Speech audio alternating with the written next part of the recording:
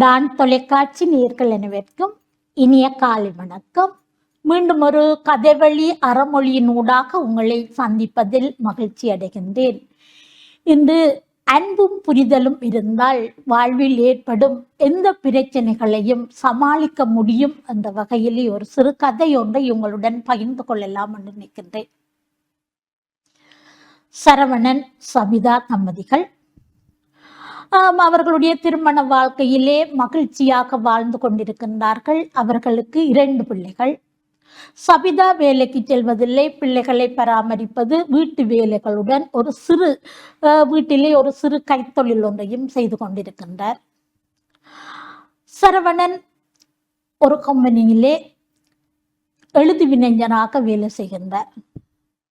சில ஆண்டுகளின் பின்பு அந்த நிறுவனம் நட்டத்தில் சென்று கொண்டிருப்பதனால் மூடப்படுகின்றது.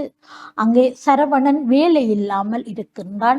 மிகவும் துன்பத்திலே வாடிக்கொண்டிருந்த அந்த சரவணனை பார்த்து சபிதா சொல்கின்றார், நீங்கள் ஒன்றுக்கும் கவலைப்பட வேண்டாம், நான் உங்களுக்கு இறுதி வரை துணையாக இருப்பேன் என்று சொல்லி ஆறுதல் படுத்துகின்றார். ஆகவே அவர் செய்கின்ற அந்த தன்னுடைய அந்த சுய தொழில், அதாவது உணவு சமைத்து கொடுப்பது, ஆகவே அதனை ஒரு கலையாக இவர்கள் தொடங்குகிறார்கள். ஒரு சிறு கடையாக முதலில் ஆரம்பித்து அங்கே அந்த சரவணனும் சமையலுடன் அந்த கொண்டு திரிந்து அந்த உணவுகளை வீடுகளுக்கு கொடுக்கின்ற பணிகளில் ஈடுபடுகின்றார். ஆகவே அவர்களுடைய அந்த சின்ன கடை பேர்ந்து ஓரளவு நடுத்தர கடையாக மாறுகின்றது. இவர்களுடைய கடின உழைப்பின் பின்பு அவர்கள் பெரிய ஒரு ஹோட்டல் ஒன்றை கட்டி அவர்கள் மிகவும் வசதியாக வாழ்க்கையை வாழ்கின்றார்கள். அவர் கார் பங்களா என்று சொல்லி அந்த ஆரம்பத்திலே அடிமட்டமாக இருந்தவர்கள் இன்று மிகவும் ஒரு உயர்ந்த நிலைக்கு வந்து மகிழ்ச்சியாக வாழ்கின்றார்கள்.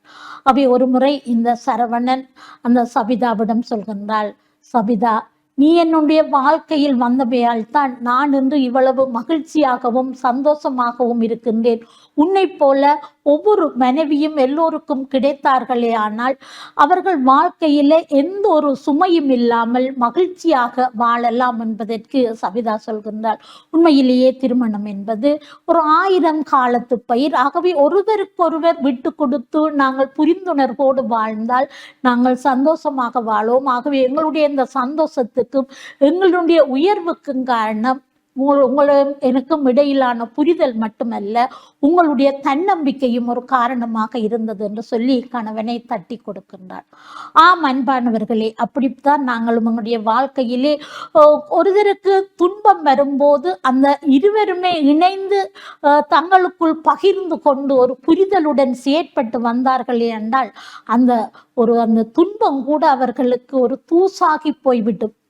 அதை விட்டுட்டு எங்களுக்கு இடையிலே நாங்கள் என்ன பிரச்சனைகளை பெரிதாக்கி வேலை இல்லாமல் இருக்கின்றார் என்பதை குட்டி காட்டி அவர்களை நாங்கள் மன அழுத்தத்துக்கு ஆளாக்காமல் நல்ல புரிதலுடனும் அன்புடனும் வாழ்ந்தால் வாழ்வில் எந்த எல்லையையும் நாங்கள் தாண்ட முடியும் என்று கூறி அருமையான இந்த வாய்ப்புக்கு நன்றி கூறி விடைபெறுகிறேன். நன்றி.